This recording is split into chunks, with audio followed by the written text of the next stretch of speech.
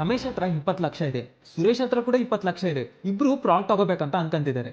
ಯಾರಿಗೆ ಜಾಸ್ತಿ ಬೆನಿಫಿಟ್ ಆಗುತ್ತೆ ಬನ್ನಿ ನೋಡೋಣ. ಪ್ರಾಜೆಕ್ಟ್ ಸ್ಟಾರ್ಟ್ ಆದಾಗ ರಮೇಶ್ ಸೈಟ್ ಬುಕ್ ಮಾಡ್ಕೊಂಡ, ಸುರೇಶ್ ವೇಟ್ ಮಾಡ್ದ. ರಮೇಶಿಗೆ ಯಾವ ಪ್ಲಾಟ್ ಬೇಕಂತ ಚೂಸ್ ಮಾಡ್ಕೊಳ ಅವಕಾಶ ಇತ್ತು, ಆದ್ರೆ ಸುರೇಶಿಗೆ ಯಾವ ಪ್ಲಾಟ್ ಉಳಿದಿದಾವೆ ಅದರಲ್ಲೇ ಚೂಸ್ ಮಾಡ್ಕೊಳ ಅವಕಾಶ ಇತ್ತು. ರಮೇಶ್ ಕಾರ್ನರ್ ಪ್ಲಾಟ್ ತಗೊಂಡ, ಸುರೇಶಿಗೆ ಕಾರ್ನರ್ ಪ್ಲಾಟ್ ಸಿಗ್ಲಿಲ್ಲ.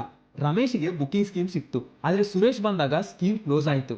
ರಮೇಶ್ ಬುಕ್ಕಿಂಗ್ ಅಮೌಂಟ್ ಕೊಟ್ಟು ಸ್ಟಾರ್ಟ್ ಮಾಡ್ದ, ಆದ್ರೆ ಸುರೇಶ್ ಫುಲ್ ಅಮೌಂಟ್ ಅರೇಂಜ್ ಮಾಡಬೇಕಾಗಿತ್ತು. ರಮೇಶಿಗೆ ಪೇಮೆಂಟ್ಗೆ ಸಮಯ ಸಿಕ್ತು, ಆದ್ರೆ ಸುರೇಶಿಗೆ ಪ್ರೆಷರ್ ಜಾಸ್ತಿ ಆಯಿತು. ಪ್ರಾಜೆಕ್ಟ್ ಡೆವಲಪ್ ಆಯಿತು, ರೋಡ್ ಬಂದು, ಡಿಮ್ಯಾಂಡ್ ಜಾಸ್ತಿ ಆಯಿತು. ರಮೇಶ್ 20 ಲಕ್ಷಗೆ ಎಂಟ್ರಿ ಕೊಟ್ಟಾನಂತ ಅನ್ಕೊಳ್ಳಿ, ಆದ್ರೆ ಸುರೇಶ್ ಬಂದ್ಮೇಲೆ ಅದು 23 ಲಕ್ಷ ಆಯಿತು. ರಮೇಶಿಗೆ ಚಾಯ್ಸ್ ಸಿಕ್ತು, ಟೈಮ್ ಸಿಕ್ತು, ಬೆನಿಫಿಟ್ ಸಿಕ್ತು. ಸುರೇಶಿಗೆ ಕಾಂಪ್ರಮೈಸ್ ಮಾಡಬೇಕಾಗಿತ್ತು, ಫಾಸ್ಟ್ ಡಿಸಿಷನ್ ತಗೋಬೇಕಾಗಿತ್ತು, ಜಾಸ್ತಿ ಅಮೌಂಟ್ ಪೇ ಮಾಡಬೇಕಾಗಿತ್ತು. ಇಬ್ಬರ ಹತ್ರನೂ 20 ಲಕ್ಷ ಇತ್ತು.